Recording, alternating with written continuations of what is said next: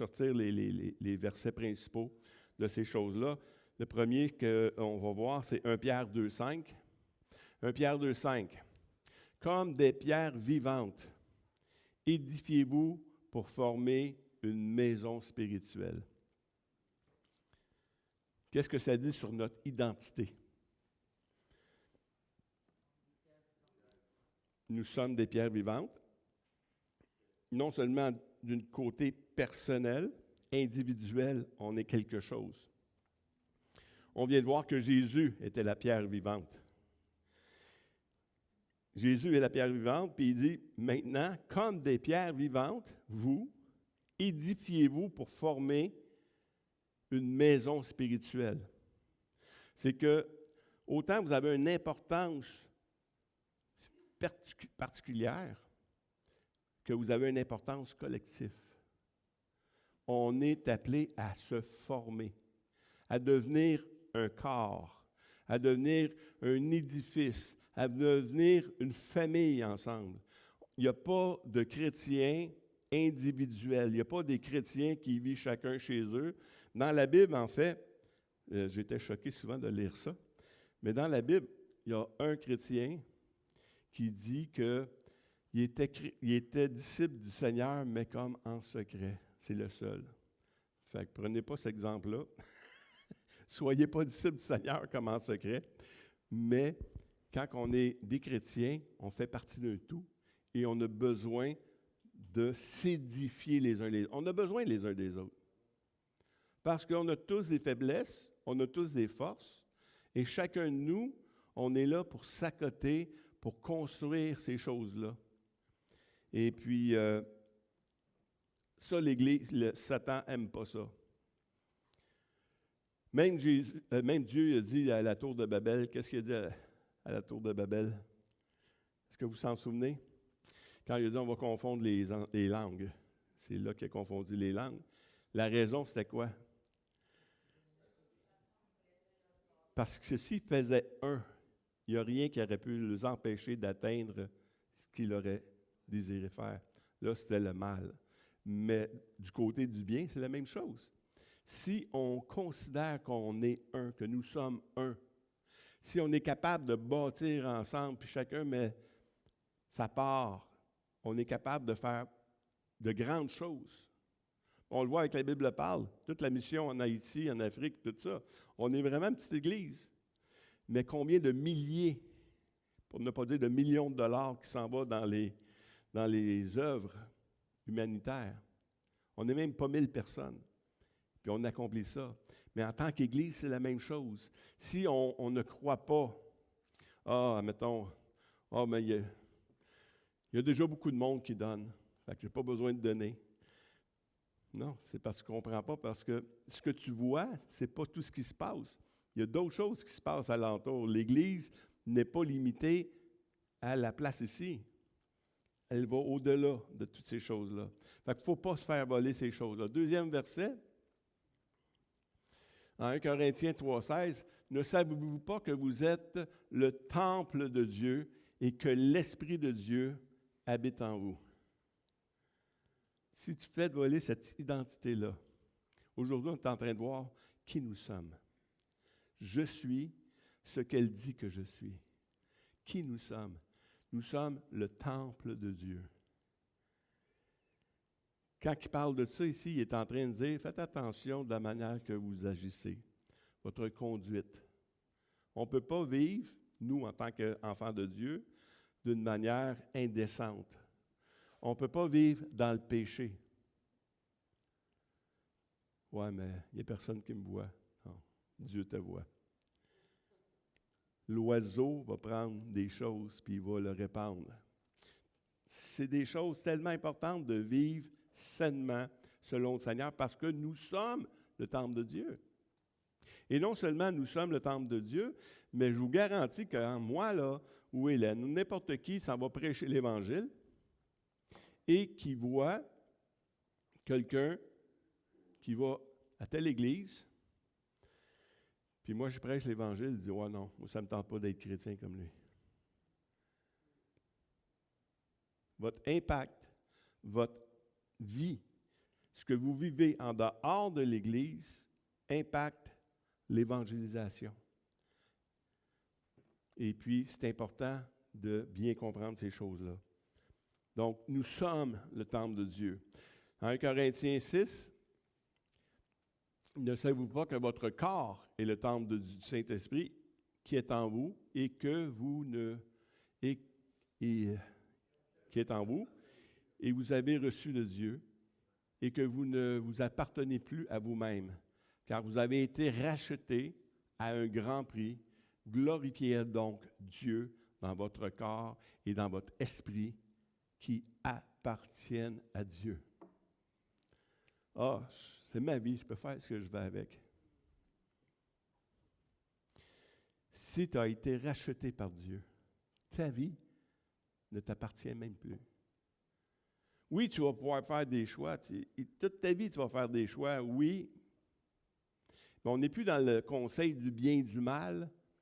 On est dans le concept de qui je suis. Quand tu en tant qu'homme, puis tu t'aperçois que tu regardes des choses, puis tu dis, oh, parce qu'on ne peut pas éviter le premier regard. Mais on peut éviter le deuxième, par exemple. Puis là, qu'on peut se dire, non, c'est plus ça que je suis. Tu commences à déclarer la parole. Ce n'est plus ça que je suis. Je n'ai pas à regarder ça. Je n'ai plus à faire ça. Je n'ai plus à agir comme ça. Donc, c'est tout intéressant de voir que si tu comprends qui tu es et à qui tu appartiens, nous appartenons au Seigneur des Seigneurs, au Dieu 3 fois saint. À jamais tu es saint. Nous appartenons à ce grand Dieu-là. On continue. On voit la construction. Vous êtes le corps de Christ et vous êtes ses membres, chacun pour sa part. Vous êtes ses membres. Je sais qu'il y en a qui ont de la misère avec les membres. Hey. Claude, il en manque un, mais dans sa tête, il est toujours là, vous le savez. Quand il y a mal même aux membres qu'il n'y a pas. Mais les membres, on est tellement important. C'est tellement important de voir qu'on peut compter. Si la main ne pouvait pas compter sur le bras, la tête, c'est Jésus-Christ. On le voit, c'est bâti comme ça. Mais le corps, nous sommes membres les uns des autres. On n'a pas signé de contrat, on n'a pas... C'est une situation normale, naturelle. Et de penser que si je ne fais pas ma part, c'est pas si grave que ça. Non. Ça a une importance. Vous avez, chacun de vous, une importance dans le corps de Christ. Ouais, mais moi, je ne sais pas à quoi je sers. Que tu sois là et que tu es disponible au Seigneur, tu as une importance. Il y a des parties de mon corps que je ne sais pas c'est quoi, à quoi il sert. Tu sais, à moins que tu aies étudié toute la... C'est ça, tu sais, il y a des choses dans notre corps, on ne sait pas c'est pourquoi, tu sais, mais ils sont importants. Chaque chose est importante. Je me suis en fait enlevé la vésicule biliaire. Tu sais, est-ce que la vésicule est importante? Certainement, depuis ce temps-là, je m'en aperçois qu'elle est importante. Parce que mon corps ne fonctionne plus bien comme il fonctionnait avant. Donc, c'est important, même si ça semble, c'est pas grave, on peut l'enlever, là. Si vous pensez que vous pouvez quitter le corps de Christ sans faire une blessure dans le corps, l'Église va s'en ressentir tout le temps. Prochain. On voit très bien que la tête, comme j'ai dit, Jésus est la tête du corps de l'Église. Il est le commencement, le premier-né d'entre les morts, afin d'être en tout le premier. On parle de construction. Jésus, on appartient tous au Seigneur. Je ne peux pas dire, moi j'appartiens au Seigneur, puis l'Église, gars, je m'en fous. C'est pas vrai. Si vous êtes là, c'est parce que vous comprenez. Mais il y a des gens sur l'Internet qui ne sont pas encore rendus dans les églises, qui écoutent encore des choses sur Facebook, sur YouTube, peu importe. Ils m'écoutent aujourd'hui. Mais votre place dans l'Église est hyper importante. C'est beau d'avoir des enseignements, c'est beau d'avoir toutes ces choses-là, mais il vous manque tout le reste. Tout le reste qui est la communion fraternelle. Tout le reste, c'est de prendre part aux souffrances les uns des autres. Prendre part à la joie des uns des autres. Vous manquez ça. C'est important. L'Église. Je vous exhorte donc, frères, par les compassions de Dieu, à offrir vos corps comme un sacrifice vivant, saint, agréable à Dieu, ce qui sera de votre part un culte raisonnable. Nous avons une part à faire, puis je le vois souvent, c'est malheureusement, je vois souvent des chrétiens qui disent « Ouais, mais j'attends que Dieu agisse. » Dieu a déjà agi. Je peux vous le dire, là, Dieu a déjà tout accompli, ce qu'il devait accomplir. Maintenant, c'est à nous, en tant qu'hommes, en tant qu'enfants de Dieu, d'agir selon ce que la parole de Dieu a dit. Il dit ici, offrez vos corps comme un sacrifice vivant, saint. Saint, ça veut dire quoi, saint? Mis à part, réservé pour ça, consacré. Si vous ne vous consacrez pas au Seigneur, vous êtes consacré au diable. Vous le dites tout de suite. Vous ne pouvez pas dire « Ah non, moi, je ne veux pas servir le Seigneur, je ne veux pas servir le diable. » Bien, tu te fais un mensonge. Tu crois un mensonge parce que tu sers un ou tu sers l'autre. Il n'y a pas entre deux. C'est ça. Tu es chaud ou tu es froid. Si tu es tiède, tu vas être vomi. Amen. Agréable à Dieu. Juste revenir avant parce que je n'avais pas fini. Saint, agréable à Dieu. Hey, ça c'est... On peut être agréable à Dieu. Comment? En se consacrant. Le Seigneur dit, qui veut me servir? Seigneur, utilise-moi. C'est agréable au Seigneur. Ce qui sera de votre part, c'est votre part de faire cette chose-là, de vous consacrer. Dieu a fait sa part, l'homme doit faire sa part. OK, on continue. Car comme nous avons plusieurs membres dans un seul corps, et que tous les membres n'ont pas la même fonction, ainsi, nous qui sommes plusieurs, nous formons un seul corps en Christ, et nous sommes tous membres les uns des autres. Que tu le veuilles, que tu ne le veuilles pas, tu fais partie du corps. On fait partie du corps. Même les frères que vous ne connaissez pas, qui ne sont pas encore ici, font partie du corps. Hier, on avait une réunion inter-église, différentes églises, un seul corps. Un seul corps. Je vous le dis. Continue. Et l'exhortation qui continue dans Pierre, 1 Pierre 2,5, et vous-même comme des pierres vivantes. Vous êtes des pierres vivantes. Édifiez-vous pour former une maison spirituelle, un saint sacerdoce. C'est quoi ça, un saint sacerdoce? C'est un corps de praticiens religieux, investis de l'autorité ministérielle ou sacerdotale. C'est Paul, il n'est pas souvent ici, Paul, c'est pour ça que...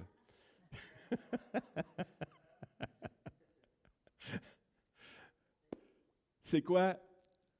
Vous êtes une maison spirituelle, un saint sacerdoce. Vous êtes un saint sacerdoce.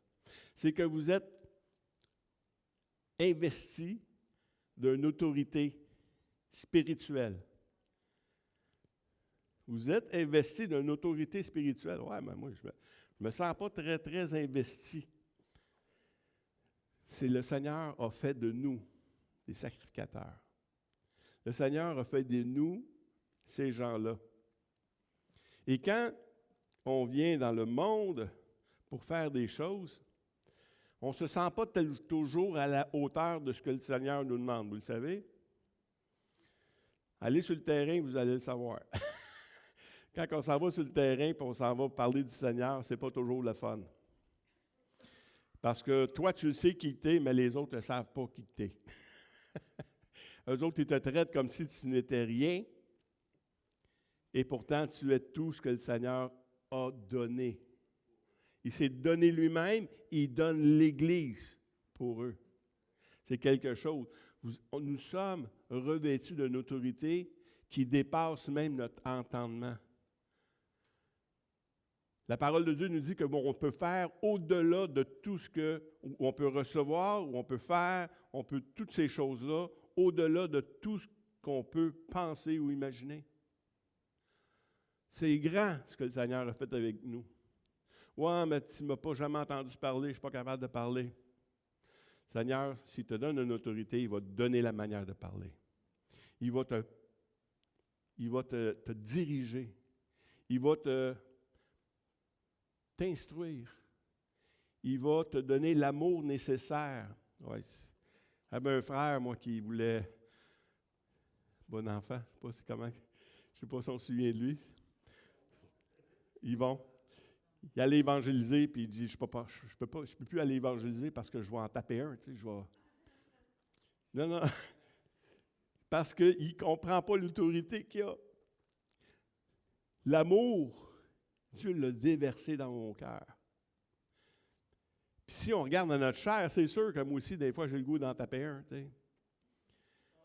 Oui, ça arrive. Mais le Seigneur me rappelle l'amour qu'il a eu pour moi. Et qui me dit, garde, tu vas avoir cet amour-là pour lui. Amen. Et c'est de même que le Seigneur nous transforme. On continue. 1 Jean 4, 17. Tel il est, tel lui, Jésus, il est, tel nous sommes aussi dans ce monde.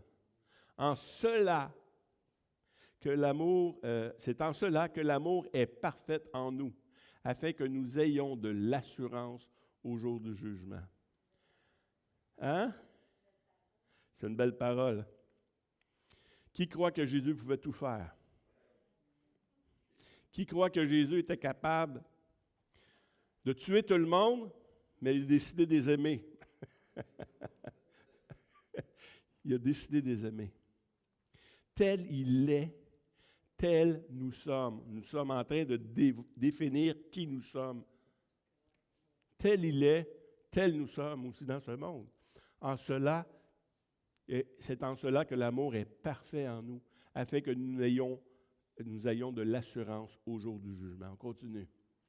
Car l'amour de Christ nous presse. C'est son amour qui nous presse. Si vous avez goûté comment le Seigneur est bon, vous pouvez faire les choses. Si vous n'avez jamais goûté à ça, impossible. Parce que vous allez être dans le jugement. Moi, il a fallu que je fasse ça pour y arriver. Oui, mais tu n'as pas connu l'amour de Dieu. Parce que l'amour de Christ, tu n'as pas eu besoin de faire rien. C'est lui qui a tout accompli. Car l'amour de Christ nous presse parce que nous estimons que si un seul est mort pour tous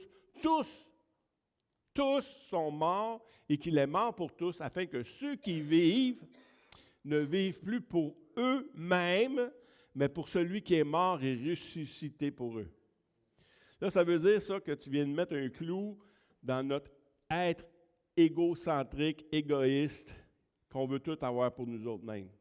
Et puis là, je ne suis pas en train de dire qu'on ne peut pas profiter de la vie. C'est que ce qu'on profite, est-ce que ça a plus d'importance que tout le reste? Non. Il veut nous bénir de toutes sortes de bénédictions.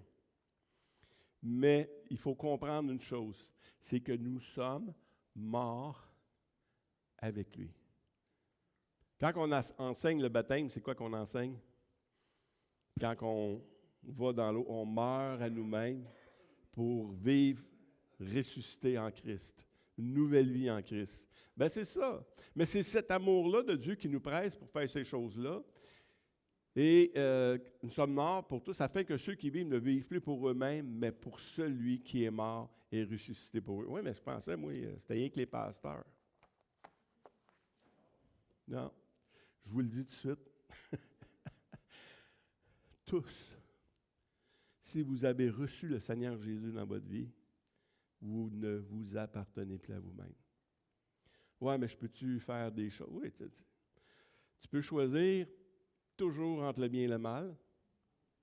Et tu peux même choisir entre le bien et le meilleur. Ouais, moi, ça, c'est un petit peu plus dur à choisir. Je sais que c'est bien, mais ce que Dieu a pour chacun de nous, c'est ce qu'il y a de meilleur. Choisissez ce que Dieu a pour chacun de nous. Nous sommes en Dieu. Nous sommes morts en lui. Car Dieu, étant en Christ, réconciliant le monde avec lui-même, en n'imputant point aux hommes leurs offenses, a mis en nous les paroles de la réconciliation. Dieu a mis en chacun de nous la parole de réconciliation. On a vu tantôt que son amour nous presse. Mais non seulement son amour nous presse, et c'est à cause de son amour que j'agis maintenant, mais maintenant, il a mis en moi des paroles. Il a mis en moi des paroles de réconciliation. Non des paroles de division, des paroles de réconciliation. C'est ça qu'il a fait. Comment il a fait ça? Vous, au contraire, vous êtes une race élue, on l'a vu tantôt, une race élue, un sacerdoce royal, une nation sainte, un peuple acquis, afin que vous annonciez les vertus de celui qui vous a appelé des ténèbres à son admirable lumière. Ça, c'est tellement un verset qui est venu me chercher toute la semaine, je ne sais pas pourquoi, mais ça, autant dans les études bibliques, dans les réunions de prière, ça venait me chercher, fait que je n'ai pas le choix, je suis obligé de le mettre. Afin que vous annonciez les vertus. C'est quoi les vertus? Quelqu'un a une réponse? Les bontés, les qualités. C'est ça, les attributs, hein, qui sont dit les vertus de ce médicament-là. C'est ce que ça va produire. Donc, afin que vous annonciez les vertus de celui qui vous a appelé des ténèbres à son admirable lumière. Vous n'êtes pas obligé d'avoir un cours en théologie pour annoncer les vertus. Vous avez juste à dire ce que Dieu a fait dans votre vie. Si vous annoncez ce que Dieu a fait dans votre vie, vous annoncez les vertus. Si vous annoncez ce que vous avez fait pour réussir à attraper le Seigneur, vous annoncez vos vertus. On n'a pas été sauvés par nos œuvres. On a été sauvés par sa grâce. Parce qu'il a payé le prix pour nous, on annonce ses vertus de celui qui nous a appelés de quoi? Qui nous a appelés des ténèbres. Les ténèbres, c'est quoi? Les ténèbres, c'est le mensonge du monde. C'est ce qu'on croyait avant. On a toujours cru ça. Puis ça nous emmenait loin de Dieu. Ah, t'es capable sans Dieu, t'es capable sans Dieu. Ah, la religion. Pour les faibles, ça. T'es une béquille. C'est parce que, bonhomme, tu ne sais pas comment que tu marches tout croche. Tu en as besoin d'une béquille, toi aussi. Puis il veut te la donner. C'est plus que tu as besoin d'un lit roulant. On a besoin. On a passé des ténèbres de ce mensonge-là à son admirable lumière. Maintenant, quand tu allumes la lumière, je ne sais pas si vous avez déjà été d'une pièce noire. Tu essaies de te rendre, tu ne veux pas réveiller personne, mais tu réveilles tout le monde parce que tu t'enfermes dans tout. Mais tu allumes la lumière. Wow! Tu te diriges facilement. Mais la parole de Dieu, c'est cette lumière-là. On est passé des ténèbres. On ne voyait pas. On était confus. On ne savait pas. On était ignorants. On a agi par ignorance. On a fait des niaiseries par ignorance. Mais maintenant qu'on a été éclairés, ces mêmes niaiseries-là, ce n'est plus des niaiseries. C'est plus que ça. Si tu continues à marcher comme tu marchais dans ce temps-là, tu es dans l'erreur. Dans Matthieu 5, 13 à 16, vous êtes le sel. Nous sommes le sel. Mais le sel, s'il perd sa saveur, avec quoi la lui rendra-t-on? Il ne sert plus qu'à être jeté dehors et foulé aux pieds par les hommes. C'est que ton témoignage, là, on parle de quoi ici? On ne parle pas de la vie éternelle. On parle de ton témoignage. Supposons que je m'en vais parler du Seigneur à quelqu'un. Puis 2 minutes après, il me voit en train de faire quelque chose. Je viens scraper mon témoignage. Le sel, ce que Pasteur Jeff enseignait, vous vous souvenez, c'est quoi le sel? Non? C'est quoi? C'est un élément de conservation, mais dans la Bible, le sel représente l'alliance. Les Juifs étaient le seul peuple de l'alliance, ils étaient le sel de la terre. Les chrétiens, on est devenus le sel de l'alliance. Vous êtes le sel de cette nouvelle alliance-là. Vous êtes le témoignage vivant de l'Évangile. Vous êtes l'Évangile vivante. Vous êtes un témoignage pour tous ceux qui sont alentour de nous, un témoignage vivant de ce que Dieu a fait. Merveilleux, ça. Non seulement ça, mais vous, autrefois, n'étiez pas un peuple et qui maintenant êtes le peuple de Dieu, vous qui n'aviez pas obtenu miséricorde et que maintenant avez obtenu miséricorde. Vous êtes le sel. Le monde vous regarde. Si vous avez dit une journée à votre travail que vous êtes un chrétien, tous les jours de votre vie, cette étiquette-là était... Hey, t'es pas supposé être un chrétien, toi? Même les païens vous le rappellent. Même les païens, les pays païens vont vous rappeler, hey, t'es un chrétien, t'es pas supposé d'agir comme le monde.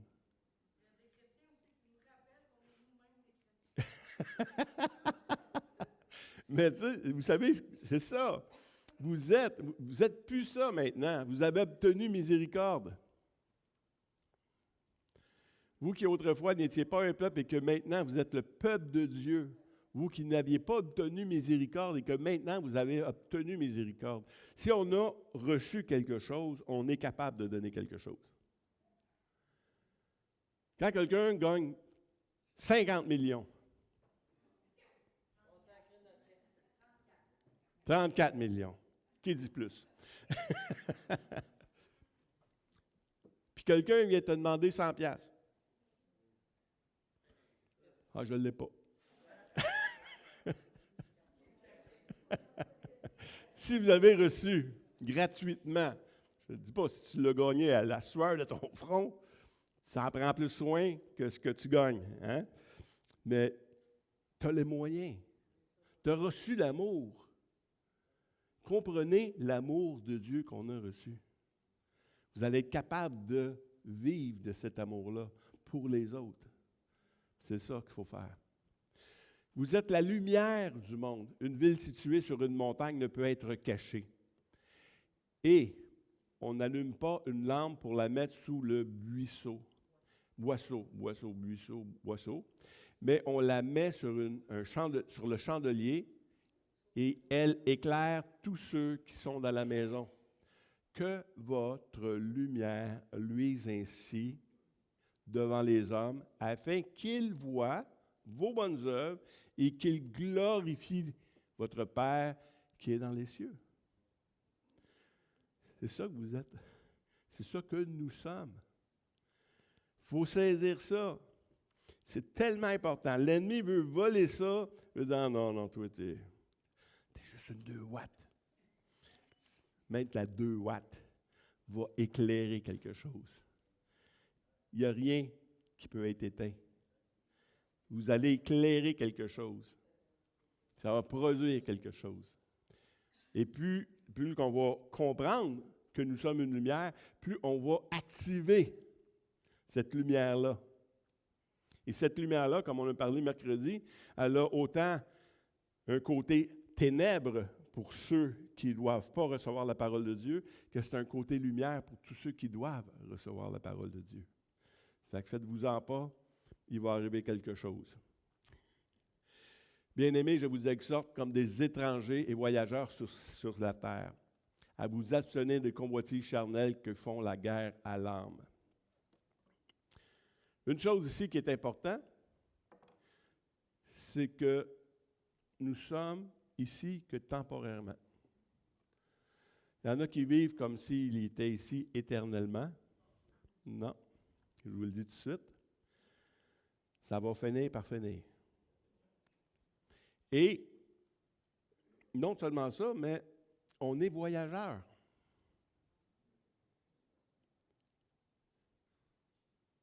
On n'est pas de ce monde. Donc, on ne doit pas vivre comme ce monde. On doit vivre comme le Seigneur. On appartient à une autre, comme on a vu tantôt. Donc, on doit s'abstenir de ces choses-là. On est voyageurs. Ils ne pensent qu'aux choses, hein, les hommes qui sont de ce monde, ils ne pensent qu'aux choses de la terre. Mais notre cité à nous est dans les cieux, d'où nous attendons aussi comme sauveur le Seigneur Jésus-Christ. On peut bâtir nos choses ici. C'est correct, le Seigneur nous permet de bâtir nos choses, il n'y a pas de problème. Mais est-ce qu'on doit bâtir davantage? Parce que, vu qu'on est ici temporairement, et le reste va passer l'éternité. C'est où tu veux investir? Je vous le dis, vous allez être bien temporairement et malheureux éternellement, ou juste correct temporairement et confortablement éternellement. Si tu investis à la bonne place. C'est ça. C'est ta vie. Dieu te laisse agir. Il dit, écoute, il faut juste que tu comprennes qui tu es et où tu t'en vas. Puis si tu comprends que l'éternité, elle a une place encore plus importante que le présent ici, c'est correct. Même Salomon dit, il n'y a pas de joie plus grande que de jouir du travail de ses mains. Tu sais, c'est quelque chose de bien. Mais rappelez-vous que tout est éphémère. Même l'argent. Même l'argent. Ayez au milieu des païens une bonne conduite, afin que là même où ils vous calomnient comme si vous étiez des malfaiteurs, ils remarquent vos bonnes œuvres et glorifient Dieu au jour où il les visitera. Celle-là, j'ai 1 Pierre 2,12. C'est dans notre lecture. On le vit quotidiennement. Moi, je le vis quotidiennement. Hélène, René, Diane, quand on va faire l'évangélisation, écoute, on nous considère comme des malfaiteurs. Vous agissez contre la loi. Vous n'avez pas le droit de faire du porte-à-porte. Avez-vous votre permis? Écoute, on a fait le tour de la province.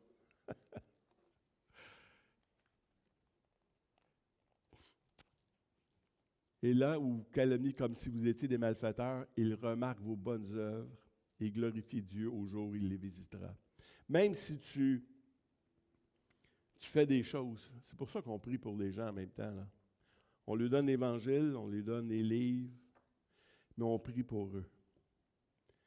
Parce qu'on veut que les gens sachent comment Jésus-Christ les aime. On ne veut pas juste plaire. Continue. Et maintenant, est-ce la faveur des hommes que je désire ou celle de Dieu? Vous dites, moi, faire du porte-à-porte, là, c'est ce que j'haïs le plus au monde. Hey, je vous le dis, j'haïs ça. Mais c'est nécessaire pour faire ce qu'on fait. Et maintenant, est-ce la faveur des hommes que je désire ou celle de Dieu? Est-ce que je cherche à plaire aux hommes? Si je plaisais encore aux hommes, je ne serais pas serviteur de Christ. Parce que l'Évangile, ça dérange. Ça dérange l'Évangile. Parce que l'Évangile, ça te montre comment j'ai été transformé, mais ça te montre également que moi, je ne suis pas transformé. Toi, ça te donne une lumière, dire « Hey, j'ai été pardonné ». Moi, ça me donne une écriture qui me condamne. Ça produit deux choses. Mais si tu reconnais que Christ a payé le prix pour toi, si tu reconnais que Jésus a reçu la condamnation que méritaient tes péchés, tu vas comprendre que toi aussi tu peux être pardonné. Et que tu peux goûter comment Dieu est bon. Continue. On achève. Si vous étiez du monde, le monde aimerait ce qu'il est à lui. Mais parce que vous n'êtes pas du monde et que je vous ai choisi du milieu du monde, à cause de cela, le monde vous hait. Souvenez-vous de la parole que je vous ai dit, le serviteur n'est pas plus grand que son maître. S'ils m'ont persécuté, Jésus dit, ils vous persécuteront aussi. S'ils ont gardé ma parole, ils garderont aussi la vôtre. On n'est pas plus grand que le maître. Mais le passage suivant nous dit, le disciple n'est pas plus que le maître, mais tout disciple accompli sera comme le maître. Ça veut dire que tu vas être persécuté. Puis ça, c'est... J'écoutais une prédication, une conférence cette semaine, de puissance et amour. Puis il disait que... Il dit, écoutez, quand on va vous persécuter, pour nous, c'est un... Tu ne veux pas, tu ne veux pas aller là, tu ne veux pas souffrir. Tu ne veux pas être haï du monde. Mais quand tu comprends les messages de l'Évangile, tu comprends que ta persécution, là, c'est celle non seulement que Jésus a subi et subit encore, parce que tu es le corps de Christ, mais c'est la persécution que tous les chrétiens dans le monde entier vivent. Il disait, il y avait des invités qui venaient d'ailleurs, là, je ne me souviens pas, en Afghanistan, en Iran, quelque chose du genre. Puis il disait que quand il est venu aux États-Unis, il pleurait. Il dit, tu peux prêcher l'Évangile n'importe où, toi. Il n'y a pas personne qui te garoche des roches, il n'y a pas personne qui peut te tuer. Tu peux faire ça, puis vous ne le faites pas. Nous autres, tu fais juste chanter un chant. Tu peux te faire tuer. Juste prononcer le nom de Jésus, ils peuvent te mettre en prison. Est-ce qu'on comprend la liberté qu'on a et qui nous sommes et c'est quoi notre mission? Si tu comprends qui tu es, tu vas comprendre comment on doit agir et comment on doit être cette lumière-là dans le monde. Parce que si tu ne comprends pas ce que tu es, tu te dis « Ah non, moi, je n'aurai pas un gros impact. » Ou « C'est pas dans ma nature de faire des choses là. » Je vous le dis, c'est pas dans ma nature de faire du porte-à-porte. Mais Dieu me dit « Tu vas faire du porte-à-porte. » OK. Je vais. Heureusement, on rencontre pas seulement les ténèbres, mais on rencontre la joie. La joie de voir des hommes et des femmes recevoir du Seigneur. Parce qu'on a osé aller chez eux. Hey! Combien de fois on cogne une porte, juste le fait de demander « Est-ce que vous allez bien? » Il y a plein de monde qui vit alentour d'eux, ils ont des familles, il n'y a jamais personne qui leur demande comment ça va. Ils sont surpris. Ils reçoivent quelque chose. Ensuite, ils reçoivent l'Évangile. Il y en a qui reçoivent ça d'une manière moins bonne, d'autres d'une manière, c'est un trésor. Ça produit quelque chose. Mais juste l'infime partie des gens vers qui on va porter l'Évangile, quand ils reçoivent ça, c'est notre trésor à nous. On a été arrêtés la semaine passée, l'autre semaine. Et on nous a dit, si vous continuez, on vous donne une amende. Bon. Puis, Hélène était très contente de ça. Hélène, elle ne savait pas si elle pouvait continuer. Elle était prise, bloquée. On continue-tu? Elle m'appelle, elle dit non, on continue, c'est pas grave. Mais tu sais, moi, c'est moi, puis elle, c'est elle. Puis je comprends qu'on peut être intimidé. Mais vous savez, quand l'ennemi vient vous intimider, c'est qu'il y a quelque chose de gros qui s'en vient. Nous trois, on a prié pour des gens qu'on n'aurait pas rencontrés si on n'avait pas continué. Parce que quand on persévère, même malgré l'opposition, il y a des merveilles de Dieu qui se produisent. J'ai pu prier pour une madame qui n'était même plus capable de se tourner la tête, elle avait des douleurs, elle tombait régulièrement. Quand j'ai fini de prier pour elle, là, elle était tellement reconnaissante. a voulu avoir un hug. Puis, tu sais, parce que j'ai prêché l'Évangile. Prêcher l'Évangile dans ma prière, même. Quand tu pries pour quelqu'un, prêche l'Évangile. Ça, j'ai appris ça de mon frère Jean. Prêche l'Évangile quand tu pries avec quelqu'un. Ça définit tout ça. Mais juste pour vous dire que moi, j'aime mieux moins de confort avec Dieu, sortir de ma zone de confiance, hein? Ma zone sécure. Ça, je sais que je suis capable de le faire. Ah, mais Dieu, c'est pas ça qu'il te demande. Il te demande de faire ça. Puis c'est pas juste à moi qu'il le demande, c'est à chacun de vous. Sortez de votre zone de confort. Connaissez Dieu dans votre marche avec lui. Et vous allez voir comment le Seigneur est bon. Tout ce qu'il a fait pour vous, il veut le faire pour les autres. Mais la seule chose qui empêche de faire les choses pour les autres, c'est chacun de nous. Que le Seigneur bénisse sa parole ce matin. Et qu'on puisse sortir d'ici transformé à l'image de Christ.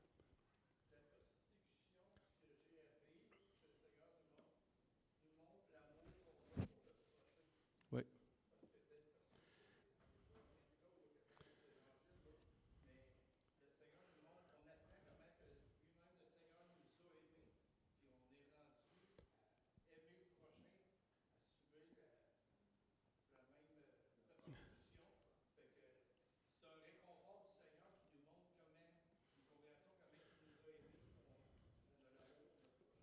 Je remercie le Seigneur régulièrement pour celui qui a osé me parler de l'Évangile.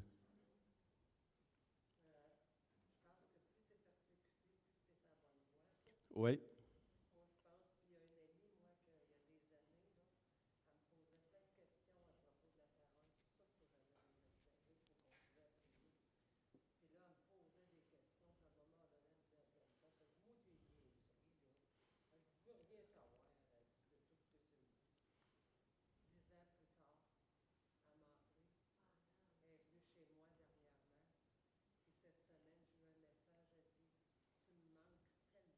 Amen.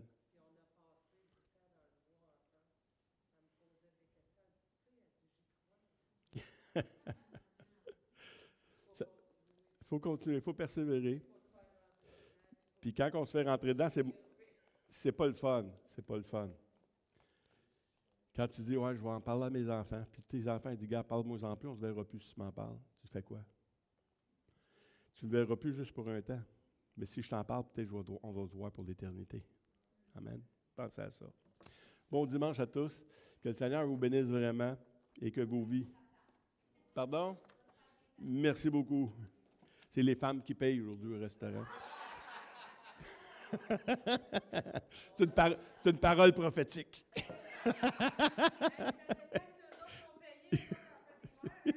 Oui, c'est ça. C'est ça. Ah, OK. Bon dimanche. Bye-bye.